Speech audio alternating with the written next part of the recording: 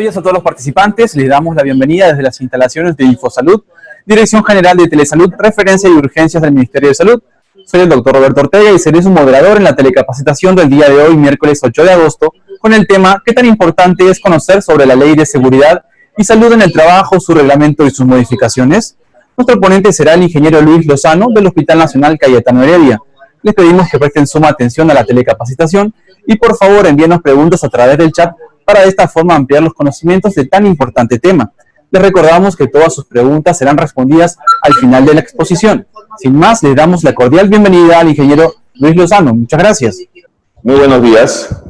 Bien, bueno, vamos a comenzar con la presente capacitación, referida a que conozcan ustedes un poco más de la Ley de Seguridad y Salud en el Trabajo, del reglamento, en cuanto a su reglamento y sus modificatorias, ¿no? Y quienes habla, como ya me presentaron, soy el magíster ingeniero Luis Lozano Vieites y, bueno, yo soy representante del Ministerio de Trabajo y Promoción del Empleo, ¿no? Un poco explicando la mecánica del presente curso, por favor se les pide que sus celulares los tengan de modo vibrador, ¿ya?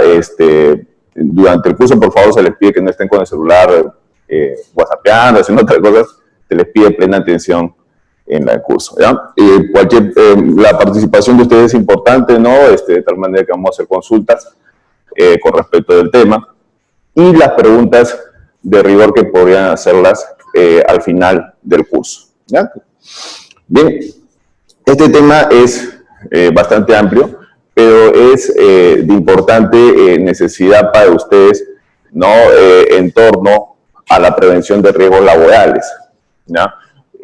No podemos negar de que en todo ambiente de trabajo, en toda actividad, siempre se presentan riesgos laborales, por lo cual es necesario siempre tomar medidas de prevención. Por ello, esta es la razón de nuestra ley. ¿Bien? Entonces, les hemos brindado a ustedes un material, un poco para su lectura y conocimiento. Y acá, en la presente lámina se presenta un marco normativo. Bien, nuestra ley de seguridad, para empezar, es la número 29783. Es la ley 29783 que data del agosto de 2011, ¿ya? Que tiene su reglamento en el Decreto Supremo 005-2012-TR, ¿ya? Entonces es importante que no solamente el empleador, vale decir, la alta dirección de una organización sepa de la ley, sino ustedes como trabajadores también, ¿no? Entonces yo les invito a que, por ejemplo, esta ley la puedan descargar de internet para que un poco se enteren, ¿no? De qué se trata, cuál es el argumento del mismo, ¿no? Y bueno, la ley tiene muchos aspectos que abordar y es por ello que acá se precistan ciertas normas, decretos supremos, resoluciones ministeriales que lo que hacen es apoyar a la mejor ejecución de la ley. Si es que por ahí hay vacíos legales, pueden existir en ese sentido, ¿no? Pero igual no quiere decir que no se cumpla con la misma, ¿no? No por el hecho que de repente, vayamos a pensar, una organización desconozca de la ley 29783, no quiere decir que no se ejecute, ojo, ¿ya? O que de alguna manera no se fiscalice o se vea el tema, ¿ya? Así que eso creo que está bien claro, ¿no? Y de alguna manera como trabajadores es importante que puedan conocer la presente ley. ¿Bien? Y sobre todo, ¿cuál es el objetivo primordial que tiene nuestra presente ley? Es sobre todo promover una cultura de prevención de riesgos laborales en el país, ¿ya? O sea, es promover esta cultura de prevención en ese sentido, ¿ya? De alguna manera hay papeles que son bien importantes acá en los roles. Por ejemplo, el Estado a nivel de su rol de difusión y control en su faceta de fiscalizador, deber de prevención de los empleadores, la participación de los trabajadores y sus representantes, ¿no? Es fundamental, sin duda alguna, la participación del trabajador en esto, ¿no? Porque de alguna manera hay peligros a los cuales estamos expuestos en el ambiente de trabajo, de repente conversaremos más adelante, y por ende se tiene que tomar las correspondientes medidas de control, ¿no? Entonces, si es que, como hemos dicho, no, una organización desconoce de la ley no cumple con los requisitos de la misma, ¿quién podría fiscalizarnos? ¿O no habría multa por ello, acaso? Por supuesto que haya multa, y bien seria, dicho sea de paso, ¿no? A nivel de entidades privadas, no sé si alguien conozca quién es el ente fiscalizador, de casualidad. A ver, usted, amigo, ¿usted conoce quién es el ente fiscalizador? No. El Ministerio de Trabajo tiene entidades, las cuales son fiscalizadas, pero quisiera saber si conocen el nombre. A nivel de entidades privadas, no sé quién conoce de repente. SUNAFIL, por supuesto, que es la Superintendencia Nacional de Fiscalización Laboral. ¿Ya? A nivel, por ejemplo, de entidades públicas, tenemos a la Autoridad Nacional de Servicio Civil, conocido como SERVIR. ¿Ya? Entonces, por eso, acá, señores, esto es cosa bastante seria, ¿no? O sea, de alguna manera, si nosotros dejamos pasar los requisitos, si la organización de alguna manera, o como trabajadores tampoco nos exigimos los derechos en este tema, lo dejamos pasar, entonces pueden haber problemas en el futuro. ¿Bien? Entonces, la dirección inclusive a la que yo pertenezco, lo que hace es brindar orientación y asistencia técnica. ¿Ya? Entonces, nosotros brindamos esa orientación y asistencia técnica a entidades públicas, privadas y pymes también, ¿no? Y le digo por experiencia que a veces nos consultan a nosotros cuando ya la organización, bueno, vino la entidad fiscalizadora y ya está a punto de poner la multa. ¿Hay que llegar a ese nivel en ese sentido? Yo creo que no, ¿no? ¿O que quisieran que la entidad esté en este nivel? Creo que no, ¿no? Entonces, para ello hay que hacer la prevención. Y bueno, en su alcance, en su ámbito de aplicación, esta ley tiene un alcance bien amplio. No solo, ojo, se aplica al sector privado, sino también al sector público, llega también inclusive a trabajadores por cuenta propia. No, se aplica inclusive también a Fuerzas Armadas y Policía Nacional, donde se destaca que el empleador tiene que cumplir el deber de prevención. ¿Bien? Entonces, pero no olvidemos cuál es el deber de nosotros como trabajadores, la participación.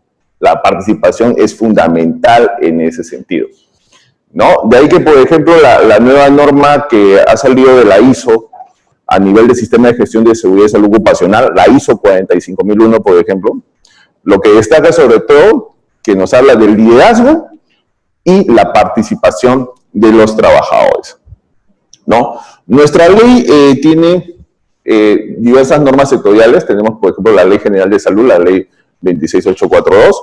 Tenemos hasta inclusive un reglamento de seguridad industrial, el Decreto Supremo 42F, que data del año 64, y así diversas normas sectoriales, ¿no? De tal manera que la organización, al tener que cumplir con la ley, también tiene que cumplir con las normas sectoriales que se aplican.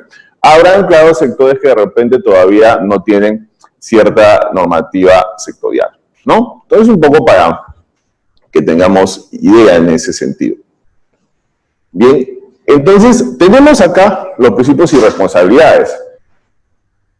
Importante precisar algo. ¿Quién es el que tiene el liderazgo de este sistema de gestión de seguridad? ¿Quién es el que tiene el liderazgo en seguridad? En la entidad. ¿Quién debe tenerlo?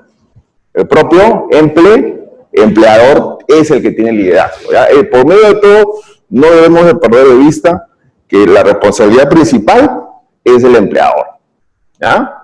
Eso yo creo que, por favor, quiero que esté bien claro en esos aspectos en ese sentido.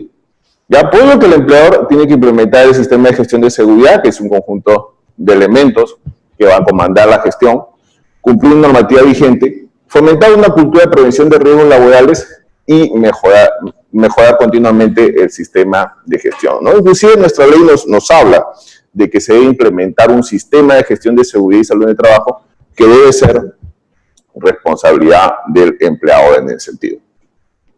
¿No? Debe haber coherencia entre lo que se planifica y realiza, ¿no? El compromiso de seguridad y salud de los trabajadores, la participación activa de los trabajadores, también de haber gremios sindicales mayoritarios también tienen que estar comprometidos en el tema, ¿no? Y sobre todo en cuanto al tratamiento, al control de los peligros, que es lo que más nos interesa, ¿no?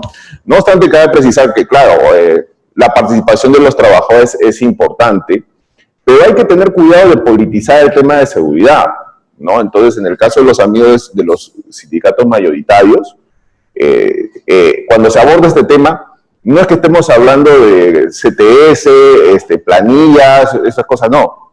Acá es un tema netamente de seguridad y salud en el trabajo, ¿ya? Entonces, en donde es importante la participación en ese sentido, ¿no? Y los peligros van a tener su naturaleza, de acuerdo a cada organización, de acuerdo a la complejidad de los procesos, de acuerdo al puesto de trabajo, que es importante precisar. Bien, en esta organización, lógicamente, el empleador asume el liderazgo y la ley precisa ciertas cuestiones o actividades que el empleador debe de realizar. Por ejemplo, puede delegar funciones, ¿no?, quien asume y responde el empleador en cuanto al contrato de la locación de servicios. O sea, para que de alguna manera alguien dirige el sistema, él puede delegar esa responsabilidad a través de un locador de servicios o un personal, ¿no? Eso se le conoce como el servicio de seguridad y salud en el trabajo. Importante, ya que en el caso de ustedes, lógicamente, tienen más de 20 trabajadores, ¿no? Deben constituir un comité de seguridad y salud en el trabajo como corresponde, ¿no? Cuando una organización tiene menos de 20, la exigencia es de formar un supervisor de seguridad. Pero en el caso de ustedes, al ser más de 20 trabajadores, tienen que constituir y formar un comité de seguridad. Es importante definir los requisitos del puesto de trabajo.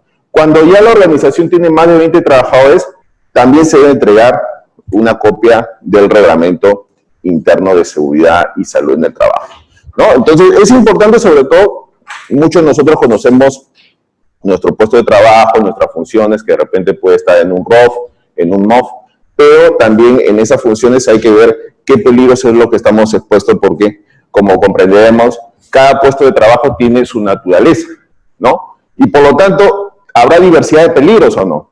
¿O todos van a tener los mismos peligros?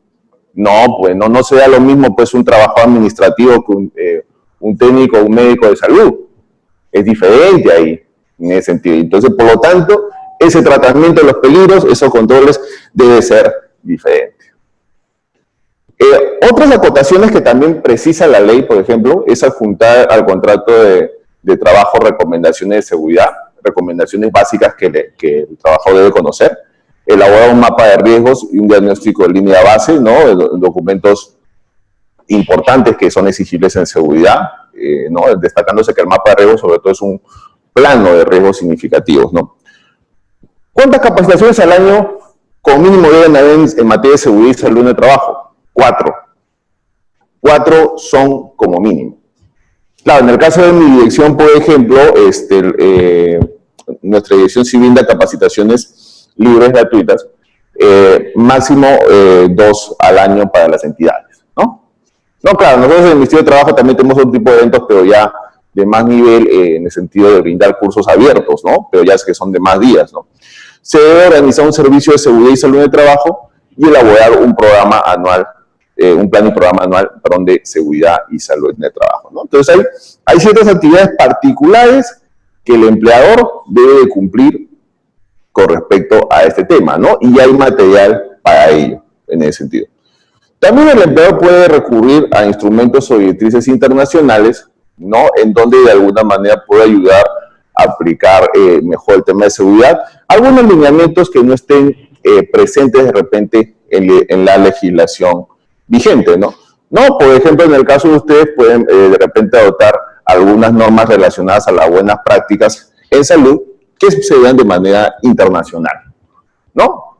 En ese sentido, la ley sí permite que el empleador consulte ese tipo de legislación, ¿no? Porque de repente también hay algunos peligros que no tengan una naturaleza o no estén precisos en la legislación vigente, ¿no? Ya que tenemos ejemplos de estas normas.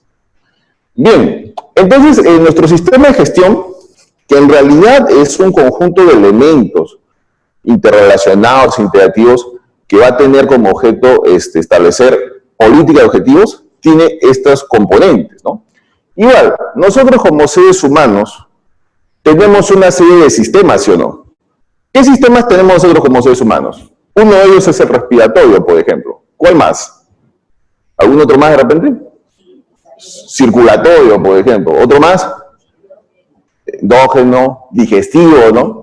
Y si alguno de ellos falla, ¿los demás fallarían, sí o no? Claro, probablemente sí, ¿no? Entonces, por eso es que este sistema es parte de la organización. Con ello que le quiero decir que este sistema tiene que ser sí o sí parte de la organización. No podemos decir, este tema de calidad, operaciones, sí es importante, y seguridad, verlo a la última rueda del coche, ¿ya? Entonces, mucho depende del liderazgo que va a tener el empleador y la participación y exigencia activa que tenga el trabajador. ¿Bien? Entonces, si nosotros como trabajadores, por ejemplo, vemos ciertos peligros y lo dejamos pasar, ¿ya? ¿Qué puede ocurrir con el tiempo? Dos cosas. O bien un accidente de trabajo, o bien un evento que ocurre con el tiempo llamado enfermedad ocupacional. Y yo creo que nadie aquí le gustaría sufrir eso, una de las dos cosas, ¿no? No creo que nadie quiera sufrir un accidente de trabajo o una enfermedad ocupacional. Esa es la razón de este tema. Esa es la razón de este tema y esa es la razón de la prevención de riesgo, ¿no? Por eso que el sistema tiene sus partes en sus principios: política, organización, la planificación y aplicación, la evaluación y finalmente la acción para la mejora continua, ¿no? Entonces, hay, si bien es cierto, una serie de documentos que el empleador debe de cumplir, ¿no? Entre ellos, por ejemplo, está el Plan Anual de Seguridad y Salud en el Trabajo, ¿no? Un plan que va a detallar cómo se va a materializar esto de aquí, cómo se materializa el sistema. Entonces, tenemos una resolución ministerial que es la CO50-2013, la cual de alguna manera nos va a instruir en cómo se puede realizar esto, ¿no? Si nosotros, por ejemplo, queremos encontrar guías para ver cómo se desarrolla, ¿no?, el sistema de gestión, entonces, importante revisar esta resolución, ¿no? Ahí vamos a tener en cuenta cómo se realizan una serie de documentos, ¿no? Ingeniero, por ejemplo, usted habló antes de un reglamento interno de seguridad y salud en el trabajo. ¿Dónde yo puedo encontrar un modelo? Porque eso tiene que estar articulado, pues, ¿no? Entonces, perfecto. Puedes buscar aquí y acá hay un modelo de cómo está articulado. Habló usted de un mapa de riesgos, un plano. Perfecto. Puedes consultar acá también, ¿ya? Entonces, con ello no quiero precisar, ¿no? No quisiera que un empleador diga, sabes que como yo no tengo material, por eso es que no cumplo la ley. No, tenemos material, tenemos normas que sí cubren varios aspectos, ¿no? Uno de ellos es, por ejemplo, también este estudio de línea base. ¿Cómo yo sé si como entidad, o cómo la entidad sabe, perdón, si es que está cumpliendo con la presente ley? Tenemos este formato conocido como estudio de línea base, el cual precisa 209 preguntas para que el empleador responda si cumple o no, ¿no? Es un diagnóstico inicial muy bueno que nos permite conocer nuestra realidad. Por ejemplo, ¿no? ¿Qué preguntas hay ahí? Por ejemplo, por decirlo así. La organización cuenta con una política de seguridad y salud de trabajo. Es un documento simple de compromiso. ¿Cuenta sí o no? La organización cuenta con un comité de seguridad y salud de trabajo porque tiene más de 20 trabajadores, sí o no. Entonces, de alguna manera, eso nos permite ver este porcentaje de cumplimiento, ¿no? Lógicamente, a medida que la organización ya vaya cumpliendo, ya la idea es que estos porcentajes cambien, ¿no? La idea es que esos porcentajes cambien con el tiempo. Porque no todos vamos a responder no. O sea, si todos le ponemos no, entonces no vamos a quedarnos en la nada, puede ser incipiente, ¿no? ¿Cierto? Entonces, tenemos que enfocarnos a que si se cuente con la información y obviamente las actividades que sustenten esa documentación, ¿no? Creo que está clara esa parte, ¿no? Entonces, y el estudio de línea va a ser muy bueno porque nos ayuda a ver nuestra realidad, pues, ¿no? Que tanto es el nivel de cumplimiento, ¿no? Inclusive, acá se tiene un modelo de programa anual de seguridad y salud en el trabajo, donde acá se precisan, de acuerdo a los objetivos que plasme la organización, las actividades que se van a realizar en cuanto al tiempo, ¿no? De alguna manera, por ejemplo, si es que la organización tiene su identificación de peligros y evaluación de riesgos, si lo realizó, si es que tiene algún plan de contingencia. Desde algo básico, por ejemplo, en la revisión de los extintores, si es que lo hicieron, ¿no? Un extintor, por ejemplo, de casualidad, ¿saben cada cuánto tiempo se debe recargar? ¿De casualidad, saben? Una vez al año. Perfecto. Entonces, Por lo tanto, no vamos a tener extintos después que estén con la fecha vencidas o que de alguna manera no se haya precisado la recarga, porque inclusive el extintor se tiene que hacer prueba hidrostática cada 5 años. Entonces, son detalles en los cuales es importante que la entidad pueda hacer seguimiento, ¿no? Y con respecto a esa actividad, si es que lo hemos logrado al 100% o a un porcentaje, ¿no? En entidades públicas obedecemos también nosotros a un POI, ¿no? A un plan operativo institucional en el cual precisamos metas, ¿no? Y acá tenemos un tema bien importante, que es el tema neurálgico de seguridad y salud de trabajo en cuanto a la identificación de peligros y evaluación de riesgos, ¿no? Un tema en el cual nosotros tenemos que ver a qué estamos expuestos en ese sentido, ¿no? Entonces, si la entidad fiscalizadora me pide, ¿no? Hospital Cayetano de ella, muéstrame su identificación de peligros y evaluación de riesgos, nos está pidiendo este cuadrito que está acá. Que eso responde a un método de elaboración en ese sentido. ¿Ya? Es un cuadro en el cual se tienen que precisar esos peligros y riesgos y ponderarse, porque de acuerdo a ello hay prioridades, ¿no? Por ejemplo, uno de los peligros que está expuesto el personal de salud, ¿no? Es la exposición en cuanto a los residuos peligrosos, ¿no? Ya sea de naturaleza de biocontaminante o una naturaleza especial. Por lo tanto, ¿qué riesgo puede haber por ello si estamos al contacto con esos residuos? ¿Podría presentarse alguna alergia de repente? ¿Sí o no? ¿O alguna enfermedad? ¿Sí o no? ¿Y qué medida de control podemos tener ante ello? ¿Cómo debe manipular el personal a esos residuos peligrosos? Perfecto. ¿Las bolsas cómo tienen que ser?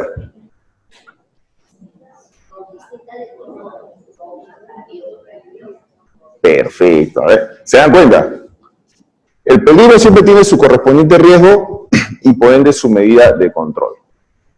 Perfecto. Entonces, ¿qué ejemplo más de peligros podemos tener? A ver, una voluntaria. Tú, dime, en tu puesto de trabajo, ¿me puedes decir un peligro que estés expuesta? ¿Un peligro nomás? Ah, ya, por el tema administrativo. Ya una postura inadecuada puede generar el riesgo de ¿qué? De problemas lumbares a futuro, ¿no? ¿Cierto? Entonces, claro, importante reflexionar sobre todo cuán ergonómicas son nuestras sillas, pues que manipulamos, ¿no? Cuando el personal inclusive manipula el mouse constantemente, ¿qué le puede provocar acá? Síndrome del túnel carpiano. Perfecto. A ver, más voluntarios. Usted, doctor. Sí, usted que está atrás, sí. ¿Nos puede precisar algún peligro que esté expuesto en su ambiente de trabajo?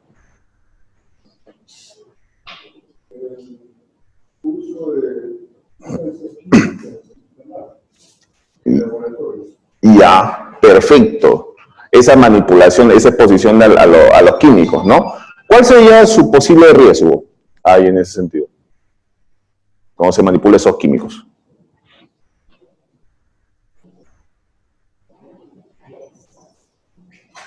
Varios.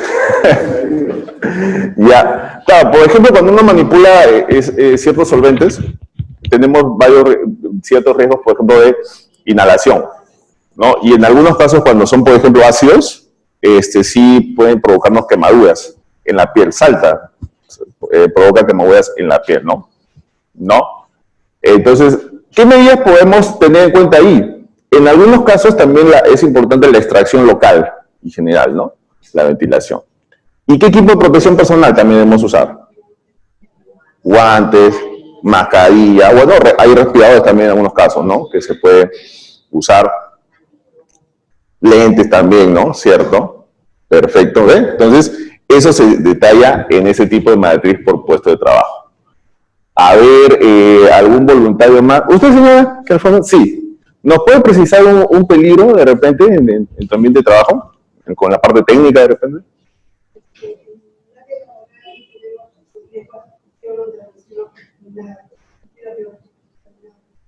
Ah, ya, la exposición de los residuos contaminados.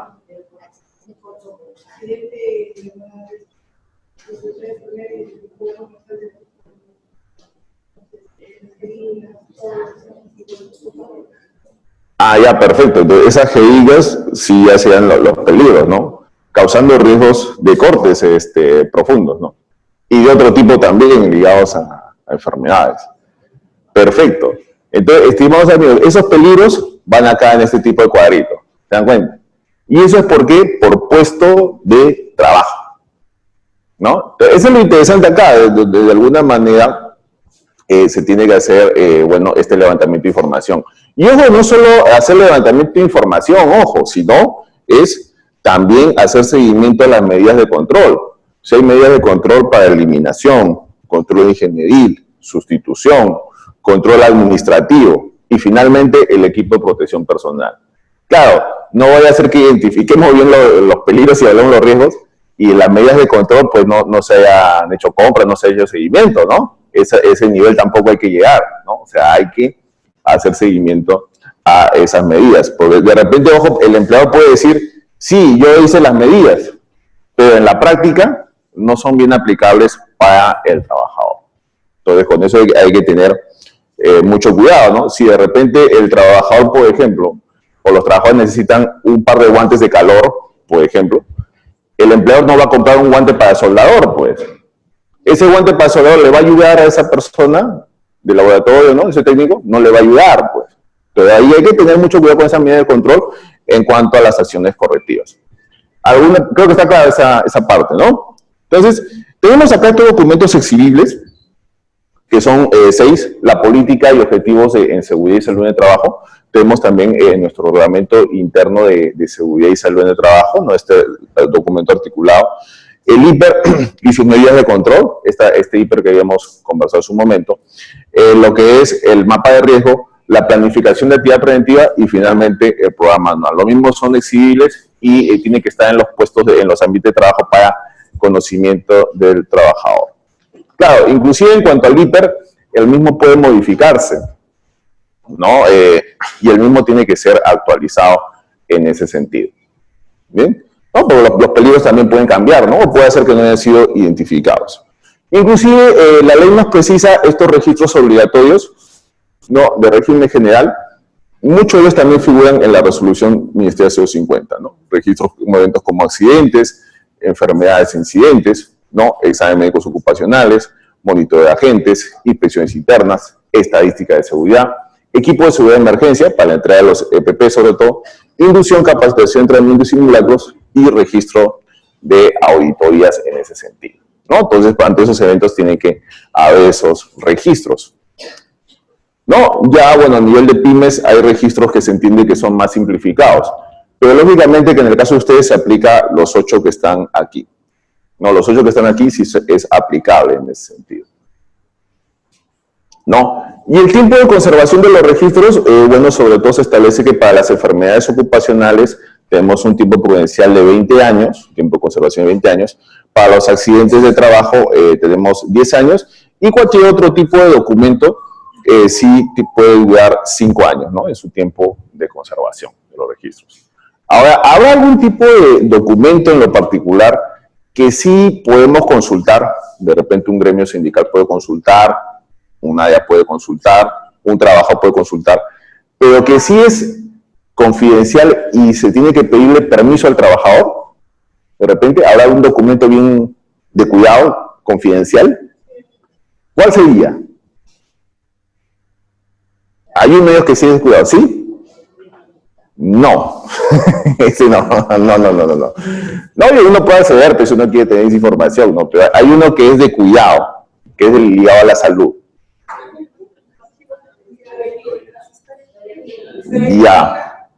Ya, muy bien. Bueno, en el ALBUR se le llama examen médico ocupacional. El examen médico ocupacional es de bastante cuidado, o sea, no es que uno pueda acceder, decir, este trabajo de acceso, saco copia y empiezo a escanear, no. No, ahí hay que pedirle permiso estrictamente al trabajador para tener acceso a ese documento. Uno puede acceder, por ejemplo, a la aptitud médica, ¿no? No, para saber si el trabajador está apto, está observado, ahí sí, ¿no? Con la recomendación del caso, pero ya los resultados, no podemos decir el trabajador tiene plomo en sangre más de 40 microgramos por decilitro y está expuesto a plomo, no. Hay que tener mucho cuidado ahí en ese sentido, ¿ya? Recordando también ¿Cómo se llama el profesional que detecta la enfermedad ocupacional? ¿Qué tipo de profesional es el que nos dice, este señor tiene una silicosis, tiene una sordera? ¿Cómo se llama esa profesión? Médico, pues no es cualquier médico, no es cualquier médico, ojo, no.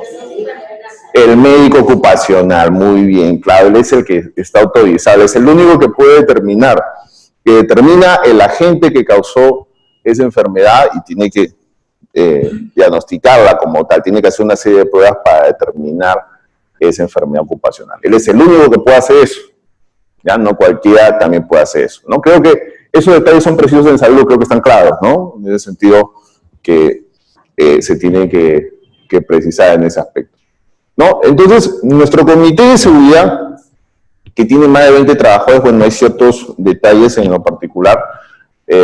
Para empezar, hay representantes de los trabajadores y representantes del empleador. Los representantes de los trabajadores tienen que ser elegidos a través de elecciones. El empleador puede designar a sus propios representantes. A nivel del sindicato mayoritario, el sindicato mayoritario de existir tiene que enviar a un miembro observador para las reuniones, ¿no? Un miembro observador, ¿no? Es necesario guardar registros de las actas de elección e instalación del comité. Los miembros del comité deben tener distintivos. ¿Y qué requisitos se necesita para ser miembro del comité? No es difícil, es tener 18 años de edad como mínimo y ser trabajador de la organización. Puede uno de repente tener ciertas capacidades. Estoy, por si acaso, da autorización para trabajo adolescente. Entonces, ojo ahí, no vaya a ser que haya empleadores que empleen a personal de 17 años que haga actividades peligrosas. Estamos incumpliendo con la ley. Pues inclusive tienen ciertas funciones particulares que deben hacerla en la organización. Porque el comité es un órgano en el cual va a ser vigilante de las disposiciones de seguridad y salud de trabajo, de que el empleador cumpla con esas disposiciones, ¿no? Y sus funciones son muchas, pero es necesario precisarlas, ¿no? Conocen documentos e informes de las condiciones de trabajo. Ellos deben de aprobar documentos como lo es el Reglamento Interno de Seguridad, el Programa Anual de Seguridad y el Plan de Capacitación también. También es necesario promover una adecuada formación e instrucción. Ellos tienen que ayudar sobre todo a que los trabajadores conozcan de temas de seguridad en ese sentido. Por ejemplo, ¿no? Si es que en el ambiente de trabajo hay señales de color azul, ¿alguien sabe para qué sirve la señal de color azul, de casualidad? En una sala de operaciones, ¿para qué hay una señal de color azul? O más fácil ya, una señal de color verde. Una señal de color verde. ¿Para qué sirve la señal de color verde? Que hay aquí en el aula, por ejemplo. Sí, para decimos, ya, ok, para casos de evacuación. Para casos de evacuación. Entonces tenemos que saber dónde son esas rutas, dónde ir. La ruta de escape, claro. El trabajo tiene que conocer eso. Hay procedimientos también de manera particular a nivel de buenas prácticas de salud que debe conocer, ¿se entiende? ¿No? Les comento, por ejemplo, las señales de color azul sirven para uso obligatorio de equipos de protección personal, ¿no? Entonces también, ¿no? Y el trabajador sabe que en una sala de operaciones tiene que usar pues, su mascarilla, su guardapolvo. ¿Qué más tiene que usar el señor? Su bota, así nomás una sala de operaciones. Bien, entonces, ellos, sobre todo, a nivel de reuniones, deben reunirse mensualmente, de manera ordinaria, de manera extraoficial también, si es que lo amerita. Reportan a la máxima autoridad del accidente mortal, el accidente peligroso de manera inmediata, y deben hacer la investigación después de 10 días, ¿no? Están en contacto y coordinación con los servicios de seguridad y salud en el trabajo. Algo bien delicado que sería es el tema de los accidentes mortales, ¿no? De presentarse, lógicamente que nadie desea ese tema. La entidad tiene que ingresar a nuestro portal del Ministerio de Trabajo, al sistema de accidentes de trabajo, al SAT, para poder ingresar el formulario correspondiente, ¿no? O sea, cuando uno ingresa a ese portal, y también algo no menos importante, realizar las inspecciones periódicas, ¿no? Entonces, inclusive hay ambientes de trabajo en los cuales tenemos que hacer seguimiento, cómo se están cumpliendo con esas condiciones. Porque si nosotros dejamos pasar los peligros, ¿qué puede pasar? ¿Se materializan en qué? En accidentes de trabajo. Así es. Y en futuras enfermedades ocupacionales, claro que sí. Entonces, es importante, ¿no? Hacer seguimiento. Bien, entonces esas dos funciones son primordiales en el comité. Las inspecciones de seguridad y la investigación de accidentes, incidentes y enfermedades. De ahí que es imprescindible que también ellos puedan hacer seguimiento de sus actividades. Este es un ejemplo de un formato, ¿no? Porque ellos, como vemos, tienen que aprobar ciertos documentos y hacer estas inspecciones. Entonces, este es un modelo similar al programa anual de seguridad que vimos hace un momento, en donde deben concretar ellos sus actividades, ¿no? Entonces, de preferencia es más, ¿no? La idea es que la mayoría de documentos de seguridad que tenga la organización, la idea es que tenga el peso y la validez del Comité de Seguridad. Y algo no menos importante es esta resolución ministerial 260-2016, ¿no? La cual la entidad está obligada a que de tener un comité de seguridad o personal que sea supervisor, tiene que registrarlo en la planilla electrónica. Tiene que registrarlo en el T-registro, obligatoriamente. Los miembros del comité, o que de alguna manera no se cumple con las funciones, por supuesto, amigos. Entonces, de alguna manera hay constante cambio muchas veces. Entonces, así una entidad quiera cambiar varias veces el comité, lo cual es complicado, pues vas a cambiarlo, pero eso sí tienes que registrarlo acá. Ahí de preferencia hay que conversar con una área de contabilidad, ¿no? Quien a sus veces para hacer esta inscripción.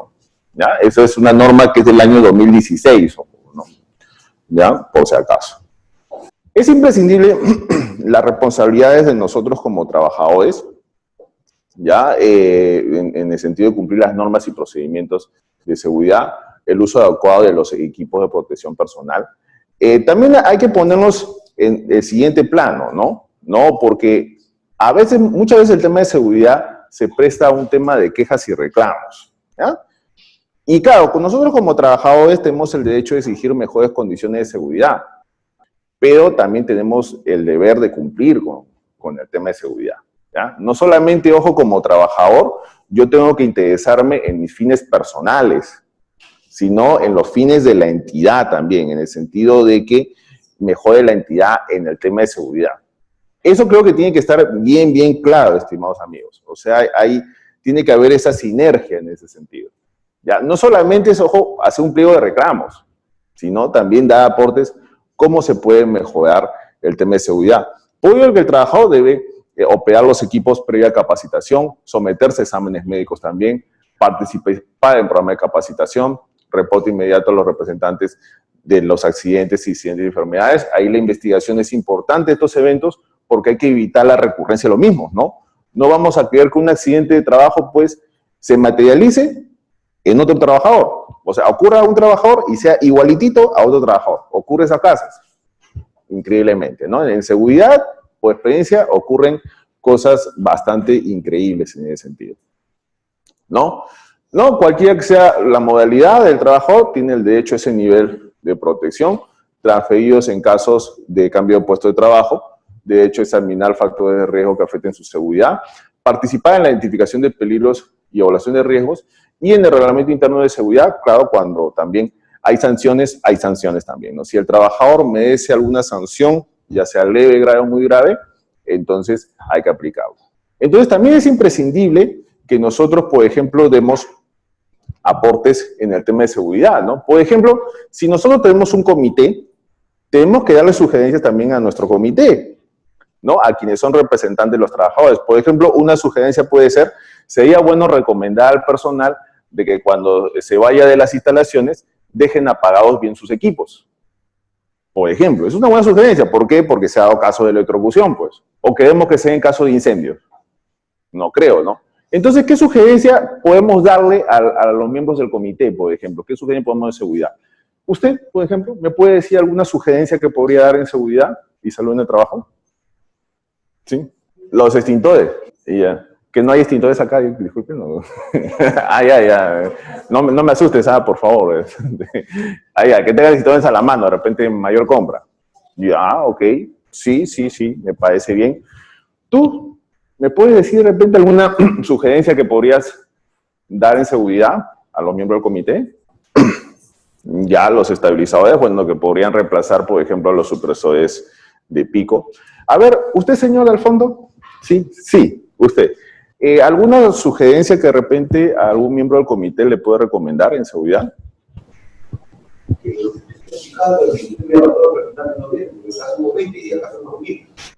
Ya, todo un reto, todo un reto, sí. Claro, hay medidas que son ya de carácter más complejo, ¿no? Que habría que analizar. A ver, usted, señor, que está aquí, sí, usted sí. Ahí está, que me está mirando, muy bien, cierto. ¿Qué sugerencia podría dar en materia de seguridad y salud en el trabajo? Al empleador, al miembro del comité, ¿no? Las capacitaciones tienen que darse constantemente a los trabajadores, ¿no? Para que ellos puedan ver los riesgos que pueden asumir al trabajar en un hospital que es de alto riesgo, trabajo de alto riesgo. Perfecto, claro, inclusive no nos olvidemos que hay público también que es usuario, ¿no? Entonces el cual debe ser atendido, ¿no? Me acuerdo hace muchos años cuando pude venir acá y con mi esposa pude ver a mi hijito, ¿no? Fue hermoso, ¿no? Sí, yo vine acá, me acuerdo hace años y pude ver a mi hijo, ¿no? Crecer ahí. Pensábamos que no estaba, nos habíamos asustado hace años con mi esposa, ¿no? Pero estaba ahí la presencia de mi hijo, ¿no? Entonces, claro, hay usuarios en los cuales también hay que preocuparnos por la seguridad de ellos, ¿no? En ese sentido. Y, bueno, de tener un servicio de seguridad y salud en el trabajo, que es otro órgano que es importante que coordine con el comité, de alguna manera ellos tienen que ver ya la parte más técnica, ¿no? ¿Quién va a ser el IPER? ¿Quién va a coordinar de repente la vigilancia de la salud del trabajador? ¿No? Ya es una área técnica en la cual tiene que hacer la implementación y el seguimiento del sistema de gestión.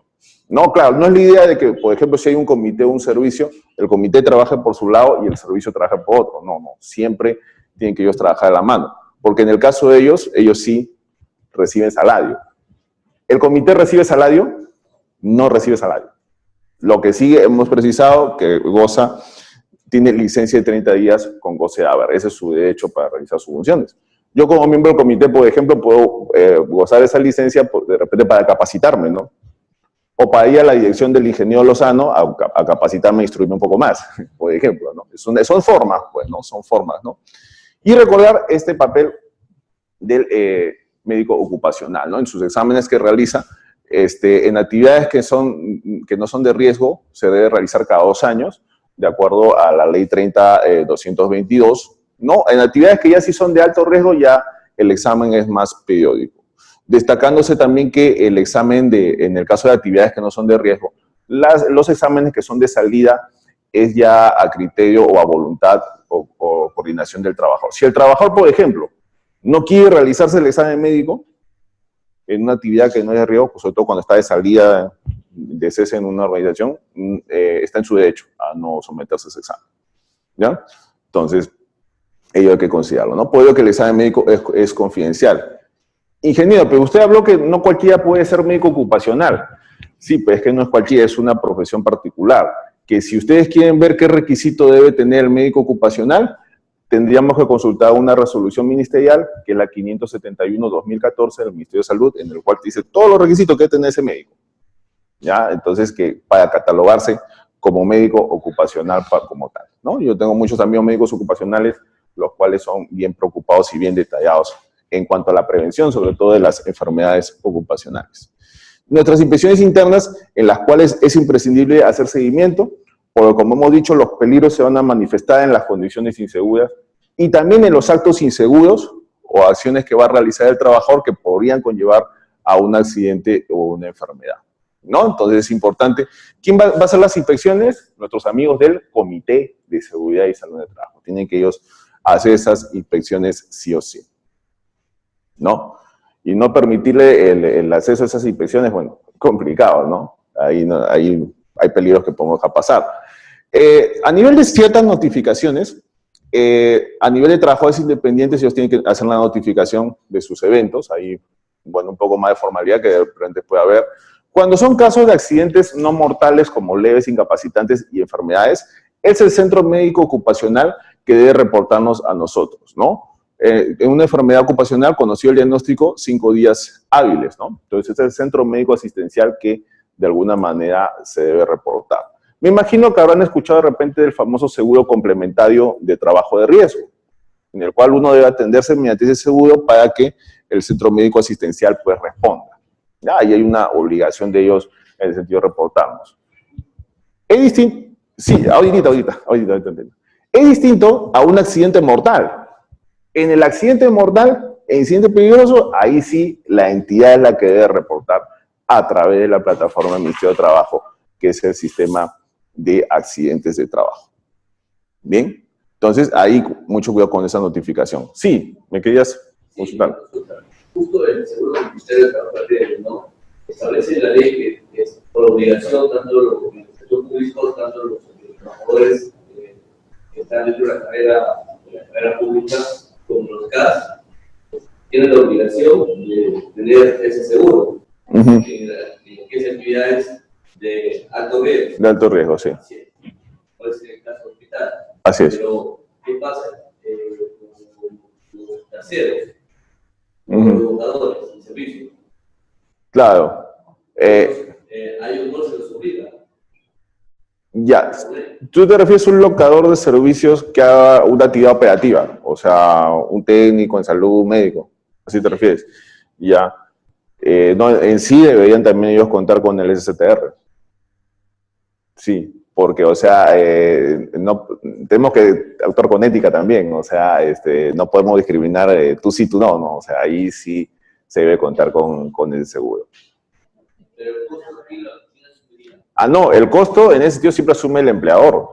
Siempre, siempre. El empleador, por ejemplo, a nivel de otros temas, asume costo de capacitación, de examen médico, etc. Sí, el empleador. Sí.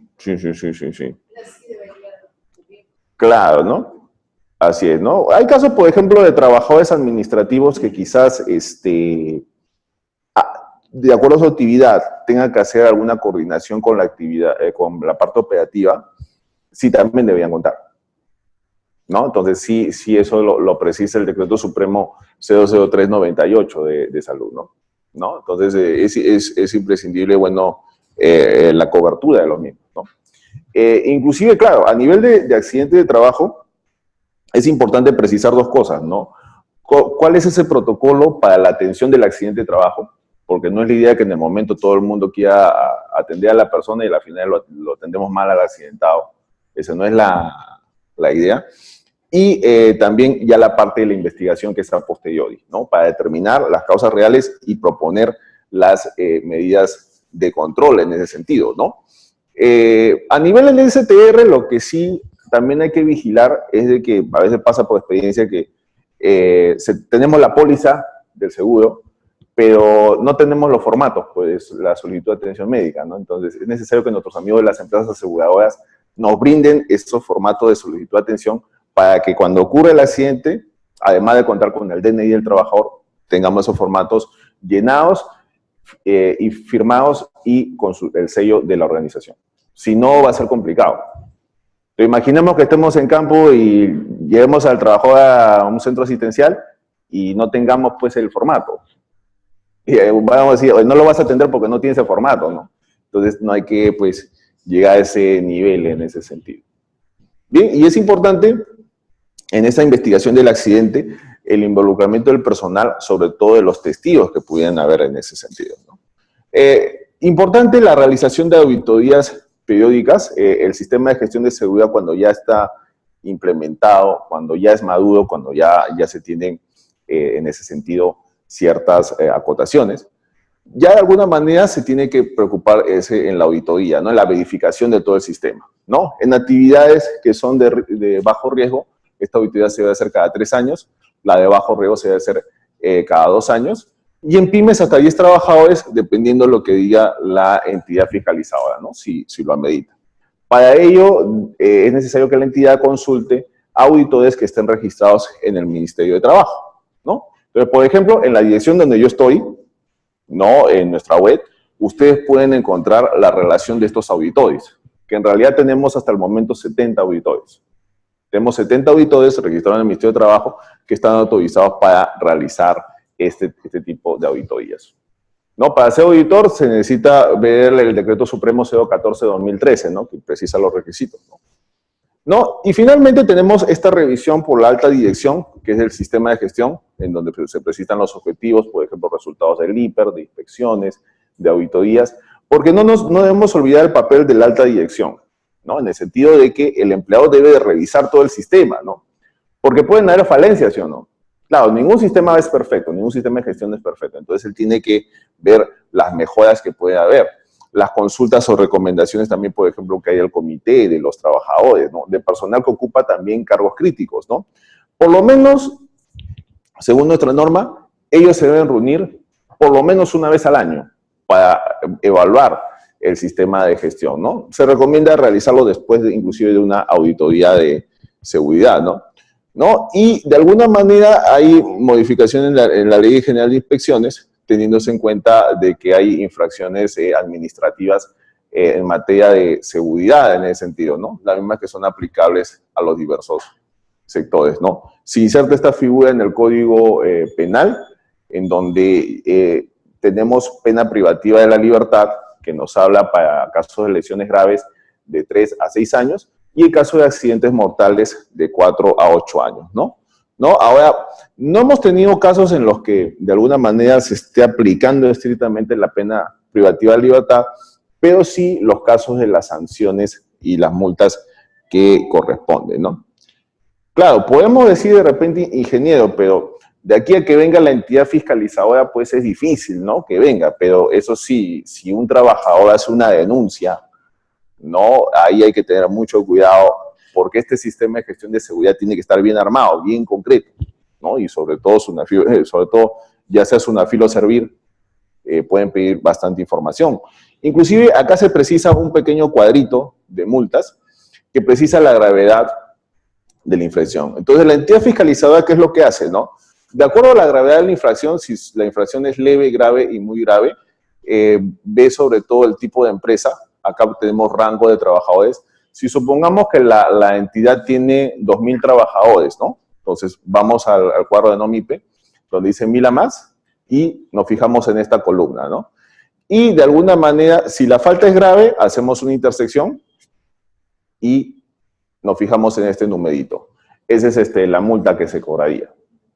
Y así, claro, si hay más multas, claro, imaginemos que haya muy grave, ¿no? Ya, pues intersectamos acá, ese numerito se va a sumar y así se va calculando la multa en lo particular.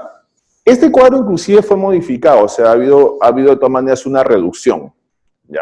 Pero yo les pregunto, ¿acaso ustedes creen que a una entidad le va a gustar pagar de multa 100.000 nuevos soles?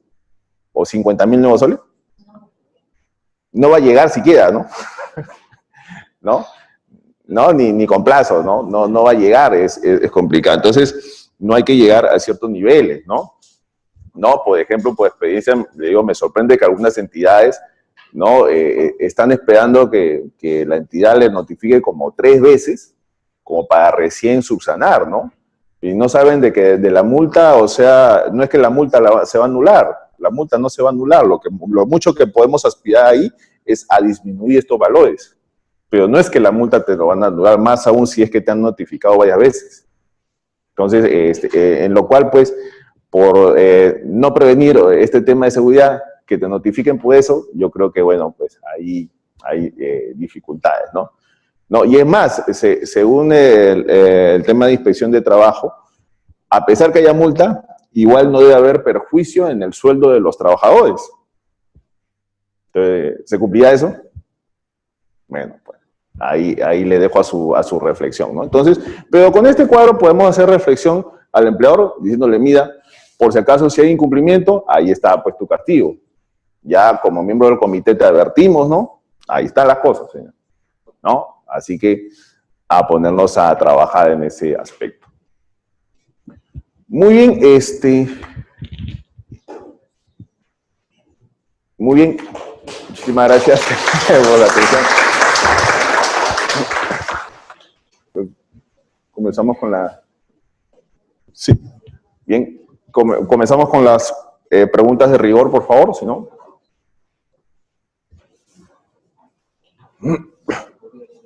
A ver. Ya. Con la que dice... Aunque dice buenos días de disquito, ¿no? Ya no se escucha, buenos días, no se escucha saludo, no hay desahogo de ponencia. Entonces empezamos, son más sugerencias. Que se escuchará, escucharse. Sí, salud. Ya. A ver, bueno, vamos con las preguntas de rigor, por favor. Vamos a atender a preguntas de estos espacios. ¿Cuál es el espacio físico, metraje en metros cuadrados para un trabajador que hace labores administrativas? ¿Existe norma peruana al respecto? Bueno, buena pregunta. No tenemos una norma precisa, ¿no? En el sentido del espacio idóneo, ¿no? Sí, de alguna manera tenemos que guardar el orden de limpieza y los espacios para evitar la obstaculización, ¿no? Pero una norma explícita no. Se estima que puede ser casi 1 metro cuadrado, pero no tenemos algo preciso. Entonces, si tengo trabajadores que hacen labores administrativas en una empresa de alto riesgo, puedo hacer EMOS cada 2 años. Otra duda, si todo mi personal tiene STR, pero son administrativos, ¿puedo hacer el EMO cada 2 años o es obligatorio anual? Bueno, ahí hay que precisar lo siguiente. Claro, ojo, cuando ya hablamos de una labor de alto riesgo, como la que hacen la mayoría de ustedes, el examen no aplica cada 2 años. No es aplicable. Cada 2 años es una labor de bajo riesgo, en ese sentido, ¿no? Es una labor de bajo riesgo, ¿no? Y ahora, el empleador, bueno, en el caso del personal administrativo, puede de repente voluntariamente también asumir el STR del personal, ¿no? En ese sentido no había problema. Y la práctica del examen médico ocupacional, que debe estar coordinado con el respectivo médico ocupacional, respectivamente, ¿no? No hay problema.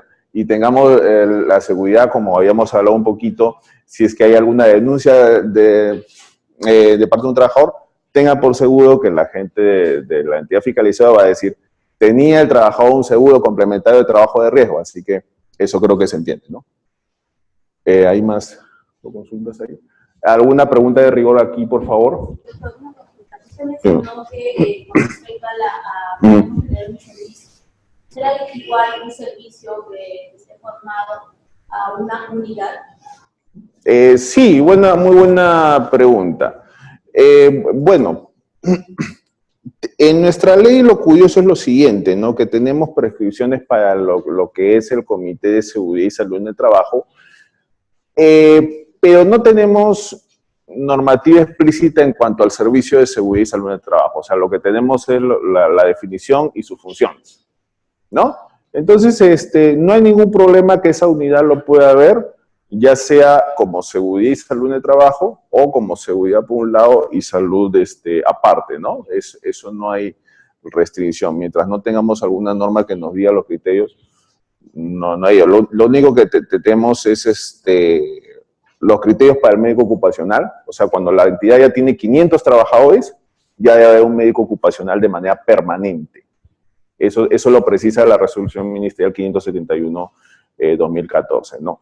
A lo mucho tendremos en otro tipo de sectores como minería, construcción civil, que hablan de ciertos perfiles de cierto personal, pero más allá de eso no lo tenemos todavía. Sí, bien. ¿Qué hospitales, unidades del Perú de MINSA, cumple con desarrollar los exámenes médicos ocupacionales? Ya. ¿No? Y si hay alguno que lo hace, Okay. quisiera saber cuál es la estrategia que han usado para hacerlo de manera correcta, Ya. por supuesto que se maneje.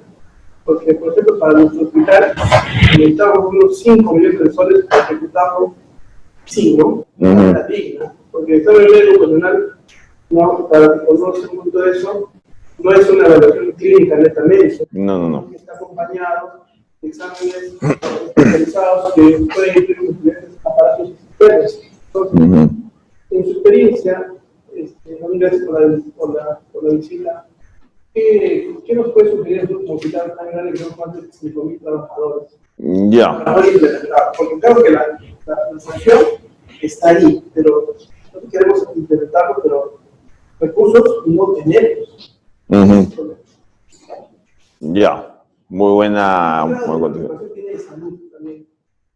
No, sí, claro, de salud también sí puede contribuir, puede aportar en ese sentido. Muy buena su consulta. Bueno, ahora, en cuanto a experiencia de otros hospitales, mira, no te podría precisar, porque en el Ministerio de Trabajo somos un poco reservados en ese sentido, ¿no?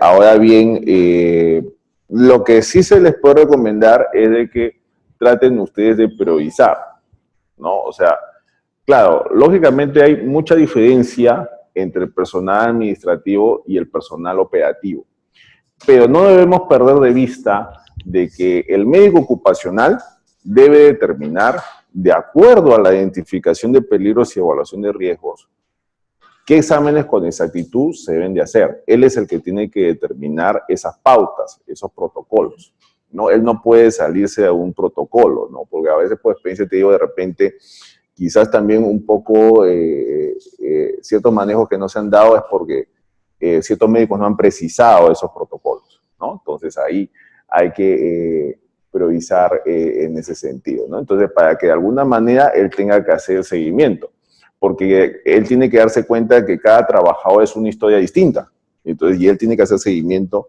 a esa periodicidad en ese aspecto, ¿no? Y con ello, de acuerdo al IPER, de acuerdo al análisis que él haga, él tiene que ver, sobre todo, no solo los exámenes, sino cuáles son esas zonas de riesgo más críticas, para también emitir medidas de prevención, ¿no? Él tiene que precisar eso, ¿no? Nosotros en el Ministerio estamos tratando de trabajar también a nivel de entidades públicas, cuáles son las que han tenido mayor cumplimiento en ese sentido, sino que estamos tratando de verlo como consejo regional. Entonces está ese trabajo en investigación, ¿no? O sea, hemos hecho las consultas, por ello que no te podía precisar a nivel de las entidades exactamente quiénes. Sí te puedo decir que hay entidades que sí han estado cumpliendo, ¿no? Pero ese estudio está en proceso, ¿no? Sí. ¿Existe una normativa que establezca cómo se realizan los bonos económicos o laborales en caso, por ejemplo, de un contrato por tuberculosis? Ya tenemos así, dando bonos. Mira, ya bonos económicos, bueno, mira, de alguna manera lo que ocurre, sobre todo para esos bonos económicos, lo que entiendo ya cuando se lleva a cabo la enfermedad, ¿no? Lo que tenemos es que cuando se diagnostica la enfermedad, la entidad tiene que, o perdón, mejor dicho, el centro médico asistencial tiene que avisar a los cinco días, ¿no? Eso ya, dependiendo mucho si hay una coordinación con la asistencia social con el trabajador, porque ahí se tendría que determinar un certificado de incapacidad total, ¿no? Temporal, que eso de alguna manera se tiene que determinar con el Ministerio de Trabajo y con la entidad, para que de alguna manera se pueda proceder a la correspondiente indemnización, ¿no? Entonces, ahí eso se tiene que hacer ese cálculo el Ministerio de Trabajo y la entidad, de acuerdo a ese caso, ¿no? Pero bonos ovales no se precisa exactamente que se tenga. Sí se puede ver casos de indemnización, ¿no? De indemnización en donde ya sería por la ocurrencia de una enfermedad ocupacional, porque una enfermedad sí es catastrófico, pues, ¿no? Si que se presenta, pues, ya hay que ver un tema de indemnización correspondiente. ¿Más preguntas, por favor? Sí. Sí. En nuestro caso del hospital, estamos en una fase de implementar los exámenes profesionales. Nosotros hemos dividido a la población trabajadora en 3 tipos. Los que son asistenciales tienen contacto directo, diario, continuo, con la parte de los pacientes y sus riesgos biológicos, físicos y demás. Deben ser médicos, enfermeras, servicios técnicos. Otro grupo, que es, digamos, la cara opuesta, es la parte administrativa, que tiene la cara, los papeles de la pantalla de la computadora, por así decirlo. Claro. Y los intermedios, que hacen labores ya posibles, ¿no? O sea, se conjugan la labor especial con la parte administrativa. No estamos en esa fase, ¿no? Claro. Para poder lograr, ¿no? Ejecutar de verdad para hospitales como el nuestro, y creo para todos los hospitales del país, claro. es un gran limitante, ¿no? Y creo que estas charlas me hubiera gustado de que se mencione qué estrategia, y obviamente creo que todos acá tenemos limitantes para poder debatir ese tema, porque es complejo, tiene una parte económico-financiera, que cada uno desconocer, ¿no? Claro. Acá hay de abogados, de médicos, de técnicos, médicos, pero realmente, para resolver ese gran problema, yo creo que debe ser una reunión de varias personas, ¿no? Y yo creo que es un pie para hacer una plenaria para que este hospital se busque esta iniciativa y sea un ejemplo para los demás hospitales, porque los que me están escuchando van a pensar lo mismo que yo. O sea, queremos que sean los profesionales para los técnicos, para los médicos, para las secretarias, para todos, porque todos merecen. Entonces no hay dinero porque este hospital, como muchos otros, tiene déficit, tiene deudas. ¿Y qué vamos a resolver a la autoridad competente cuando vengan a multar? Tenemos 70, 80 millones de deudas, ¿no?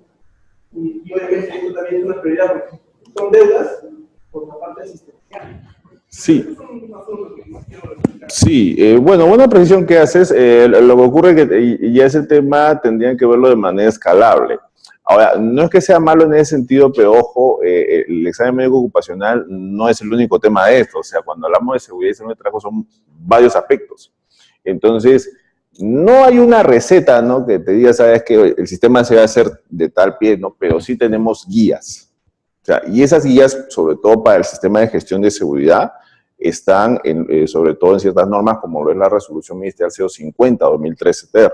Igual, por ejemplo, para armar un comité de seguridad tenemos una resolución ministerial 148-2012. O sea, hay material, sino que ya cada organización tiene que ver la manera de cómo adecuarlo, ¿no? Porque cada realidad es distinta, ¿no? Sí, por ahí creo que se entiende ese tema. Sí, sí, señorita, dígame. Buenos días, dígame. Y que continuamente se dé el periodo de charlas, porque es un problema de luces, tenemos el derecho de esta ley de todo, en este caso, conocer de las normas, de las reglas y todo. Mi pregunta principal es lo siguiente. Cuando se suscita un accidente laboral, en horas de labores, aparte que ese personal tiene su día que es Claro. ¿Cuál sería en ese caso la indemnización o el seguimiento con este trabajador o esta trabajadora, como ha sucedido en mi servicio? A la larga, ella tiene problemas de salud porque continúa con una terapia. Específicamente, ¿cómo sería ese manejo? Porque a veces por desconocimiento pasamos por muchos problemas. Incluso a veces hasta la negativa de dejarle salir a la trabajadora en horas de trabajo así. Muy buena consulta. Sí, es imprescindible que se tenga un protocolo, bueno, para empezar, para la atención de esos accidentes de trabajo, ¿no? Porque no vaya a ser de que de repente cuando atendamos a la persona no contamos con el seguro, el SSTR, o esté inactivo en ese momento, ¿no? Entonces, de alguna manera, el SSTR tiene que estar activo para la correspondiente atención. Ahora, si es que ese accidente de trabajo amerita ya tratamiento posterior, se tiene que emplear una nueva ficha de solicitud de atención médica, ¿no? Para seguir el seguimiento. Ahí, sin duda alguna, el personal que esté en el área de recursos humanos, por ejemplo, tiene que tener en cuenta, pues, bien esos criterios, ¿no? No, claro, ya habrán otro tipo de seguros como el seguro EPS, por ejemplo, ¿no? Pero para esa continuación de tratamiento se tiene que tener ese otro formato para hacer seguimiento, ¿no? Y ya también, de acuerdo al STR, ya evaluar con la empresa aseguradora cuál va a ser esa cobertura adicional, ¿no? Porque por experiencia le digo que a veces por no aplicar adecuadamente este STR, pues el trabajador paga las consecuencias, ¿no? Entonces, o a veces, por ejemplo, eventos que ocurren como accidentes de trabajo, que he escuchado yo de repente, no, que el señor no marcó su salida, por ejemplo, ni se accidentó. No, pero como no marcó, no es accidente de trabajo, pues no, que se atienda por salud otro medio, ¿no? Entonces no debemos llegar a ese nivel tampoco, ¿no? Porque el empleado debe mostrar una ayuda humanitaria también, una ayuda humanitaria en el sentido de la preocupación, porque acá estamos hablando de la integridad física de los trabajadores. Entonces, en ese sentido, en donde debe haber esa plena atención y donde también áreas como el Servicio de Seguridad y Salud de Trabajo, el Comité de Seguridad y Recursos Humanos tienen que hacer un seguimiento más estricto en ese sentido. Sí. Hemos tenido casos en este hospital sobre agresiones por parte de los pacientes, ¿no? Obviamente por el mismo estrés, por el mismo grado de presión que se tiene acá. En este caso, ¿cuál sería el procedimiento, entre comillas, adecuado, considerando que obviamente nosotros, ellos están dentro de sus labores, ¿no? Pero hay un tema también del trato de la protección también al usuario. O sea, ¿cómo en este caso, qué lo haríamos nosotros? ¿Cómo consideraríamos el usuario? Bien, ya ese sería un tema, creo, más psicosocial. Eso ya sería un tema más de factor de riesgo psicosociales, ¿no? Es cierto, muchas veces ahí quizá hay pacientes que pierdan los ánimos, que se alteen, ¿no? Ya el médico tratante tiene que tener el tacto como para manejar ya esas situaciones que no presenten desviaciones, ¿no? Pero sí, ahí es interesante que un psicólogo ocupacional pueda intervenir para identificar esta diversidad de factores de riesgo psicosociales que pueden generar este estrés laboral, ¿no? Inclusive ellos pueden recomendar cierta disminución de cierta carga de trabajo en algunos médicos, ¿no? Sobre todo que se pueden presentar de repente con mayor afluencia ese tipo de pacientes.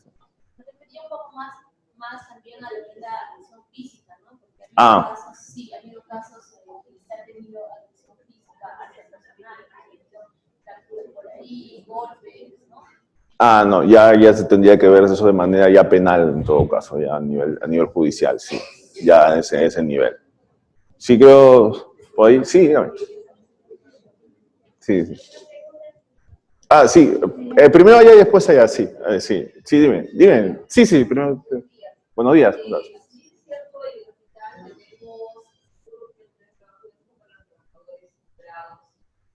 ¿Ya? Y mi pregunta es la siguiente: es un hospital, pero imaginemos que no sea un hospital, sea una empresa X. Sucede un accidente laboral y los trabajadores no quieren usar su SSR, quieren atenderse en un hospital. ¿Cómo se puede proceder en ese caso? Bueno, por flojera querrán atenderse. Ya, ok. Sí. Bueno, por lo que te entiendo que al SSTR están tratando de ver la cobertura de a pocos, lo cual me parece eso muy bien, ¿no? Porque hay que brindar al personal. Es importante siempre constantemente sensibilizar al personal el uso del SSTR, ¿no?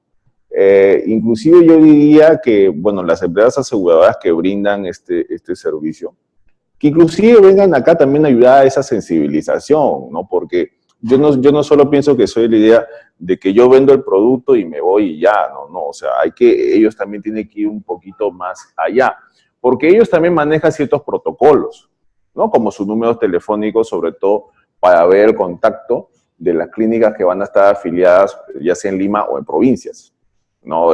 Claro, por ejemplo, si tienes STR, deben conocer cuál es la clínica afiliada más cercana, ¿no? Me imagino que, claro, por el tema del hospital, claro, algunos de ellos se van a tener acá, pero claro, la idea es que acá, por ejemplo, puedan ver cosas básicas, como por ejemplo la atención en un tópico, por ejemplo, ¿no? Ya, unos primeros auxilios básicos. Pero si ya hablamos de una atención ya más detallada, es necesario la aplicación del STR, ¿no? Inclusive, por ejemplo, podemos solicitar de que hay casos en los que venga alguna ambulancia, ¿no? A nombre del STR. Eso también se puede dar para esa atención prehospitalaria. No hay ningún problema ahí, ¿no? Y sí enfatizar que las empresas aseguradoras pues brinden a tiempo este formato de solicitud de atención médica, ¿no? Porque puede darse el caso de que las empresas aseguradoras digan, no, ya no usamos este formato, usamos otro, ¿no? Sí, pero no me avisaste, pues, ¿no? No avisaste, entonces y yo llego a la clínica, oye, no es ese formato, es otro, ¿no? Y ya más es lo que pierdo el tiempo y hacemos renegaderas, ¿no? Involuntariamente, ¿no? Entonces, es importante ese contacto con el broker ahí en esos aspectos para cubrir esas situaciones, ¿no? Sí, perdón, la señora quería preguntar después. Yo le quería Sí. preguntaba a la señorita del maltrato, o sea, de los pacientes que nos arreglan. Claro. Ella mencionaba el psicólogo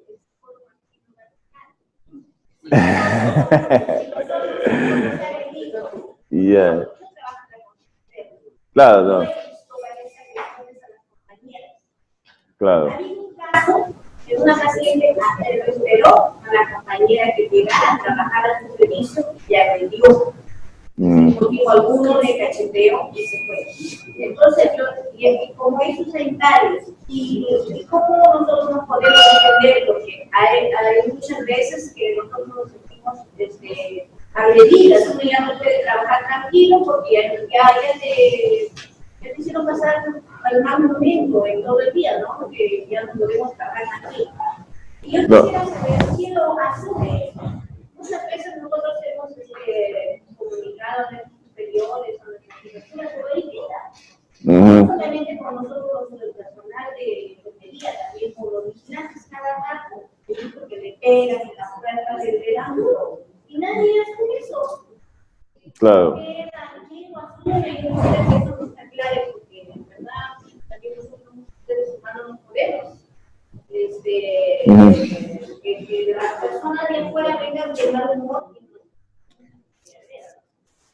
No, claro, sí, no, te doy toda la razón, ¿no? Igual nosotros, por ejemplo, en el ministerio también tenemos casos, por ejemplo, de esos trabajadores de construcción civil que creen que el ministerio es un banco y cree que uno lo debe atender rápido, ¿no? Por sus documentos, ni siquiera te dan la gracia siquiera, ¿no? Es un tema de educación, lamentablemente, que nuestro país debe abordarse con otras estrategias, ¿no? Para llegar a abordar a ese tipo de personal que ya, bueno, si nosotros hacemos un análisis de la situación mental de la gente, nos llevaríamos realmente muchas sorpresas en realidad, en ese sentido, ¿no? De alguna manera, sí sería muy bueno que puedan tratar de conversar con la empresa que hace el servicio de vigilancia, porque ellos también pueden estar entrenados específicamente en esos casos de resguardo al personal. De alguna manera, de acuerdo a la evaluación de ellos, ya tendría que verse de repente mayor personal, ¿no? Para acompañarlos ustedes hasta ciertos lugares, ¿no? En ese sentido, ese resguardo, que no sea solamente de manera interna, sino también tratar de que sea de manera externa en ese sentido, ¿no? No, sino que el psicólogo ocupacional, yo un poco lo citaba porque él conoce esos temas de estrés laboral en lo particular, más que todo el factor de riesgo psicosocial. Sí. Ay. Con respecto a la SCTR, la institución paga mensualmente a E-Salud. La pregunta es, ¿E-Salud en qué momento asiste al trabajador a atenciones médicas preventivas? Atenciones médicas preventivas. ¿Ya? De alguna manera, Salud maneja su propio formato, su propia solicitud de atención médica. En ese sentido, no tengo conocimiento si es que ellos hacen alguna capacitación, alguna atención, pero ya de alguna manera al contar con este seguro, hay que conocer bien sus protocolos que manejan, ¿no? Porque de alguna manera ellos tienen de manejar un número de emergencias para el STR, ¿no? Sobre todo cuáles son esas personas de contacto, cuál es ese broker que va a hacer ese contacto para el STR y brindar ese protocolo, ¿no? En ese sentido, ¿no? ¿No? A veces, pues, pedirse estos formatos tienen cierta particularidad que no se pueden llenar así nomás, hay que tener cierto conocimiento, sobre todo, y habituarse a ese llenado del formato, ¿no? Pero que hagan atenciones preventivas, no he escuchado que lo hagan, sinceramente, no. Pero hay que sí estar en contacto cómo es ese protocolo, ¿no? Bien, una... Sí, una última pregunta. Con respecto a los locadores de servicios o terceros, Sí. ¿ellos también se sujetan a esta ley? Sí, todos. O sea, locadores, CAS, 728, 276, sí. Y en relación a las obligaciones del empleador frente a esos terceros, ¿también tendrían ellos la obligación, los empleadores tendrían la obligación frente a los terceros también, o los locadores de servicios? Sí, porque de alguna manera tienen que tener el mismo nivel de protección, ¿no? E inclusive la identificación de peligros y evaluación de riesgos que realicemos también tiene que aplicarse para ellos, ¿no? Porque no debemos perder de vista que esta identificación de peligros y evaluación de riesgos debe ser por puesto de trabajo, ¿no? Entonces, ahí habrá gente K, 728, 776, sobre todo indicando cuál es el puesto que ocupa la persona, ¿no? En algunos casos los peligros podrán ser similares, si bien es cierto, pero eso no quita de que se tenga que hacer esa evaluación con las correspondientes medidas de control. Otra pregunta. Dice, buenos días, ingeniero, felicidades por la ponencia. En el caso del diplomado de salud ocupacional, ¿hay alguna regulación de universidades acreditadas para emitir la certificación y el campo de acción de médicos con esta certificación? Gracias. Buena pregunta. Podemos consultar, por ejemplo, la resolución ministerial 571-2014, en donde también se precisa las horas de capacitación que deben cumplir ellos en diplomado, ¿no? Bueno, Quinala también ha podido apoyar en programas de especialización en seguridad, ¿no? Es importante, muy buena la pregunta que hace ahí, es importante que la universidad que ustedes elijan para un futuro diplomado en salud ocupacional cumpla dos cosas. Primero, que esté la universidad reconocida por SUNEDU y que tenga licenciamiento institucional. SUNEDU brinda un licenciamiento institucional en ese sentido, ¿no? Entonces, cuando uno ingresa al portal web de SUNEDU, de alguna manera tiene que constatar la relación de universidades que están, no ese término acreditado, sino que tengan este licenciamiento institucional.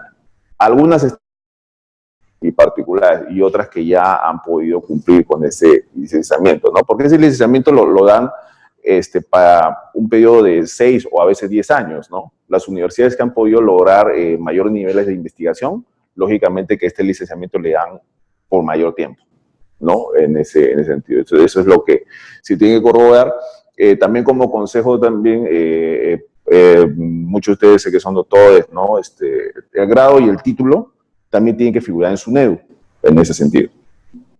O sea, claro, porque de alguna manera, acordemos cuando hubo esa transición de la ANR a SUNEDU, de alguna forma, muchas universidades no han tenido las réplicas de los grados y títulos. Entonces, por eso que hay muchas universidades que no han podido registrar lo mismo, ¿no? En ese sentido, ¿no? Y el docente también mínimo tiene que tener grado de magíster, como para poder hacer el dictado de diplomado, maestría o curso de pregrado, ese es el caso. ¿Bien? Otra pregunta, perdón. Sí. Nosotros acá tenemos una unidad de capacitación. Obviamente se encarga de la capacitación hacia los trabajadores, ¿no? Sin embargo, nosotros como unidad de seguridad y salud de trabajo y de acuerdo a la ley nos mandan porque que hagamos unas capacitaciones dentro de este tema. ¿Tiene relación las capacitaciones con la unidad, o en este caso con la otra área de capacitación, o es que es una sola, ¿no? Es decir, por ejemplo, la unidad de capacitación hace capacitaciones que están de acuerdo al PDP, ¿no? Así es. En este caso, nosotros como unidad tenemos que trabajar en conjunto con ellos, o sea, nuestro plan tiene que estar incluido, inmerso dentro de su plan de ellos, o es que es un plan aparte y son capacitaciones aparte. Muy buena pregunta. Claro, de alguna manera no olvidemos que ¿cuántas capacitaciones se debe hacer al año de seguridad? 4. ¿Está bien? Eso está claro. Entonces, el empleador debe realizar ese plan de capacitación y no debemos perder de vista que es el comité de seguridad que debe dar esa aprobación de ese plan. Cuando se da esa aprobación, lo idóneo es que ya ese plan de capacitación de seguridad tenga que ser parte ya del PDP. En ese sentido, ¿no? De alguna manera es un llamado a que también esa área de capacitación en conjunto con ustedes puedan formular, porque en el PDP también hay metas que cumplir y perfiles, para que puedan trabajar sobre todo qué temas de capacitación serían los aplicables en seguridad.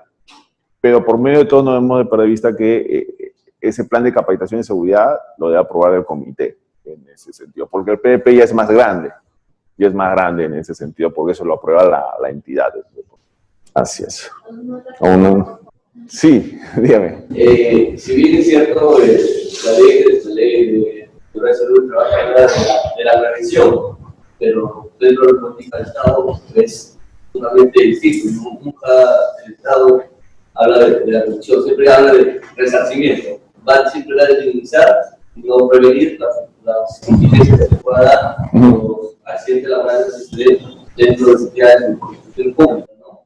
Claro. Realmente creo que sería necesario que se tuviera o que se descansara más por parte de SUNAFIL o de servir a las instituciones para que pueda darse la prevención y no se le produzcan los accidentes laborales en dichas instituciones.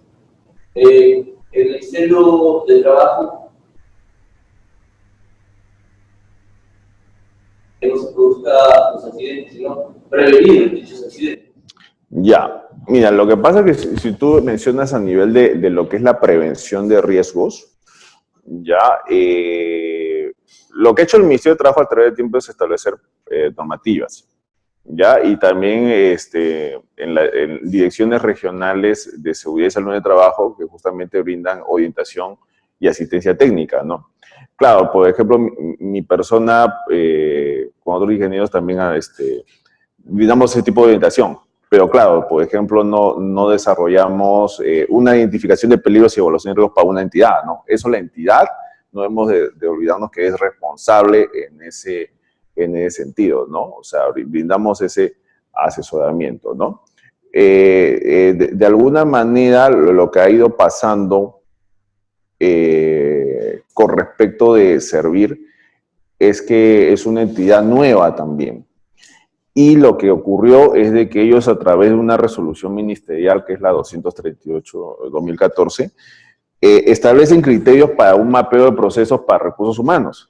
¿Y qué es lo que ha pasado en seguridad? Que para ellos, o sea, es como decir, para ellos el tema de seguridad y salud en el trabajo está dentro de recursos humanos. O sea, lo han enfocado así. Y lo que ha pasado es que no han dado respuesta a más alcance respecto a seguridad, ¿no? Entonces, ahí como que es una entidad que está instalándose, que también más presión yo veo que hacen a nivel de mapeo de procesos, que es otro contexto, que tiene relación, pero tiene otro contexto y debería dar más respuesta en ese sentido, ¿no? En el caso de SUNAFIL, por ejemplo, mis amigos de SUNAFIL yo lo veo más bien más saturados. O sea, tienen tantos expedientes de inspección que muchos todavía no les han brindado cierta respuesta, ¿no? Han generado un embalse de inspecciones ellos en ese sentido. También hay que ver que es una entidad nueva en ese sentido, o sea, no tiene apenas 5 años, ¿no? Entonces ahí esperemos que con el tiempo se operativicen bien en ese sentido. Sí, le escucho. En el caso de los locadores de servicios, según la ley se dice que el empleador debe de pero también se dice de que los locadores de servicios tienen vínculo. Ajá, claro, no tienen vínculo laboral directo. No habría problema ahí porque solo estrictamente para casos de accidentes de trabajo. No, estrictamente para ese tipo de eventualidad que se le pueda dar ese apoyo. Hay que verlo como una ayuda humanitaria también en ese sentido, en ese enfoque, ¿no? En ese contexto. Igual, cada locador de servicios debe de pagar de manera individual su SST. ¿Eso está bien o...? Si la ONP recomendó eso, es un manejo que se tendría que ver, ¿no? Que yo pienso que el hospital tiene que evaluar. Pero igual eso no quiere decir que no se cuente con la documentación propia del STR, porque igual hay que verlo en el sentido de que el accidente de trabajo ocurre en la entidad. O sea, así el locador tenga su propio STR, como menciona, igual ocurre en la entidad y por lo tanto hay que hacer la correspondiente investigación O sea, no te escapas de que igual es un registro de accidente de trabajo. Igual hay que hacer la diligencias y la investigación respectiva, ¿no? También, ¿por qué no ver también el tema médico, ¿no? Cómo ha procedido el centro médico asistencial que lo atendió al presente locador, ¿no? Que también eso se puede solicitar, ¿no? Así es. Sí, sí, dígame. Sobre ese, perdón que sigamos con la STR, ahí hay una decisión disyuntiva, ¿no? El locador no tiene vínculo laboral con el empleador, es un contrato civil y no un contrato laboral. Así es. Por lo tanto, no habría ese vínculo. No hay esa obligación del empleador de comprar el STR, ya es porque el grado, ¿cómo se llama?, de que al no ese vínculo, pues, la naturaleza es que tú no estás con especialización, tú puedes trabajar en cualquier parte y no realizar las labores. Pero nada, en el Perú existe esta forma de cómo no cumplir eso y lo obligas a trabajar, ¿no? A estar en labores. Pero no hay, la ley no te obliga, no obliga al empleador directamente, solo los CAS y a los nombrados, a tener el STR para ellos, pero para el locador se ha hecho varias consultas, no solo se ha hecho también, y señala de que al no tener ese vínculo, el STR debería ser que preste servicios, no del empleador. No, ya claro, y sí, es que bueno, han hecho esa consulta respectiva, mira, no hay problema en ese sentido, pero a lo que voy es lo siguiente, ¿no? Tampoco podemos hacer mención de que ellos no están sujetos a fiscalización, porque mayormente, inclusive hay que reconocer, ¿no?, que muchos locadores de servicios es casi como un personal CAS que está pues mayormente parte del tiempo acá. Entonces, no nos escapamos de la responsabilidad del empleador en materia de seguridad y salud en el trabajo. O sea, no porque sea un accidente de ese locador, significa que no lo vayamos a registrar o no hagamos la investigación, o no goza de ese nivel de protección. O sea, el sistema de gestión de seguridad también es aplicable para él, en ese sentido. Ahí hay que tener mucho cuidado porque también a la entidad fiscalizadora también le va a interesar ese tipo de aspectos, ¿no? En ese sentido. Así que ahí hay que tener mucho cuidado en ese aspecto, ¿no? Quisiera aclarar el punto. Cuando sí. hablamos de servicios de terceros, creo que se está mal interpretando porque se da un abuso. Normalmente el servicio de terceros puede ser una empresa, una personalidad natural que va a hacer un trabajo limitado. Claro. Un 4 pisos, y por una mala maniobra se cae a la persona, no tenía simplemente seguridad. Eso es un accidente laboral, pero el locador. Así es. No, claro, a ver, no. Por favor, hay que entender esto bien, estimados amigos. No, claro, una cosa es un trabajo puntual. Igual, ese accidente es de esa contratista, pero igual es la entidad responsable, estimado. O sea, no quiere decir que porque sean de otra empresa. Claro. En general, no solamente la documentación, de la inspección, de todo. O sea, es responsable de esa entidad. Pero también en la práctica hay locador de servicios. Yo digo por experiencia, porque yo he sido locador de servicios, por ejemplo, en Noefa y en Inacal. ¿Ya? Entonces, yo era casi como un trabajador, casi como ellos. Entonces, igual, en ese sentido hay un nivel de protección que se debe brindar. Ese accidente que yo hubiese tenido, o que tengas la figura que tú dices, igual entra tallada al sistema de gestión de seguridad del empleador. No quiere decir que no entra a tallar. Entonces, porque si no, después por experiencia te digo, si ocurre algo, una denuncia en el ministerio, va a haber un problema legal que pues, se tendría que más bien evitar ese tipo de situaciones y enredos que pueden haber con los contratistas, ¿no? Sí. Comentario. El hospital, cuando contrata a un tercero, ¿no?, tiene la obligación y la responsabilidad a la vez de exigir que esa persona que va a ser locada aquí tenga un seguro complementario. En ese sentido, pues las cosas que hemos hecho es para cumplir con la ley de que el hospital, cuando contrata a un tercero, sea médico, enfermera, administrativo, ese tercero tiene que pagar idealmente su seguro complementario, que es mensual. Y el hospital Estado debe recabar su constancia mensualmente y debe ser un documento que debe estar junto a todo su expediente de renovación de locación, ¿no? Justamente para cumplir con la norma. Como dice, si un tercero llega todo un albañil a pintar la pared, se cae, nosotros somos responsables por contratar a una persona que no contaba con su debido seguro. Ahí sí nosotros somos responsables de esta ley. Entonces, la propuesta es de que ya que nos costaría a los terceros más o menos algo de anualmente más de $1 millón, más o menos pagables, seguro complementario, ¿no? Es una opción, ¿no? Pero eso, de todas maneras, entabla un compromiso, una obligación civil con el trabajador. Entonces, y eso trae más colas administrativas que escapan fuera de la ley de seguridad de salud, porque la ley de salud pretende por eso, ¿no? Entonces, la otra opción, la otra salida, es de que sea como, por ejemplo, que se activa, ¿no? De que entran del tercero.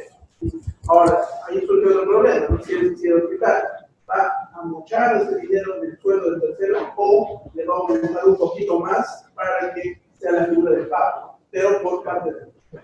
Esas son las únicas dos alternativas que se van a discutir en la dirección, con la gente interna del hospital, ¿no? De logística, economía, de administración, y la misma dirección para ver cómo se va a hacer, porque ya logramos conseguir el seguro social para los casos, una cosa que no estábamos en falta con la ley, ¿no?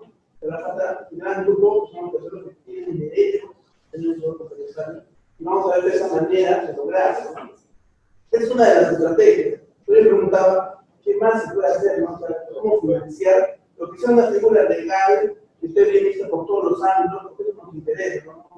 No queremos malversar fondos, no crear tampoco el despido de la ley, ¿no? Esa es la preocupación que queremos abrir. Y una recomendación final para esos trabajadores que hacen labores puntuales, yo diría que no solamente es pedir el seguro complementario de trabajo de riesgo, hay más cosas.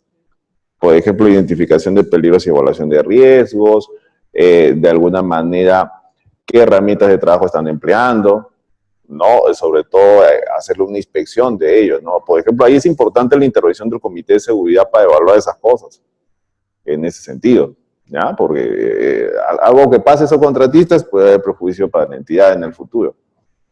¿Ya? Y a veces pasa caso que el contratista contrata un subcontratista, el subcontratista del otro y así, y nos enredamos. Y hay que evitar esos niveles, ¿no? Así es. Bueno, si no hay más preguntas, agradecerle al ingeniero por haber estado esta mañana presente dando esta conferencia tan importante.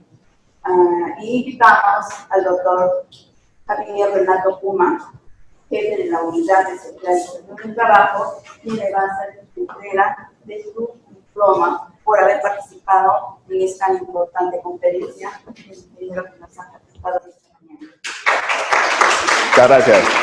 Gracias.